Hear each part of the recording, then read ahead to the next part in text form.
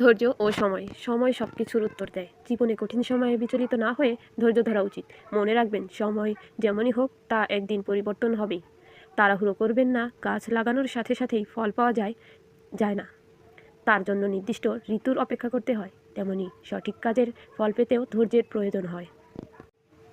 আচরণ ও চরিত্র। বিনয়ী হন। বিদ্যা বা সম্পদ মানুষকে অহংকারী করতে পারে, কিন্তু প্রকৃত জ্ঞান মানুষকে বিনয়ী করে।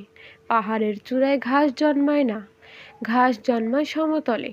কথা বলায় সংযত থাকুন। রাগের মাথায় কথা বলা মানে হলো আগুনের উপর ঘি ঢালা। তলোয়ারের ক্ষত শুকিয়ে যায়, কিন্তু কথার আঘাত অনেক সময় সারা জীবনেও শুকায় না। তাই সবাই ধৈর্য ধরুন ও আচরণ ও চরিত্রকেও ঠিক রাখুন। এটাই আপনাদের সবচেয়ে মূল্যবান কাজ হবে। আমার ভিডিওটি যদি একটুও ভালো লাগে তাহলে অবশ্যই লাইক, কমেন্ট এবং শেয়ার করবেন।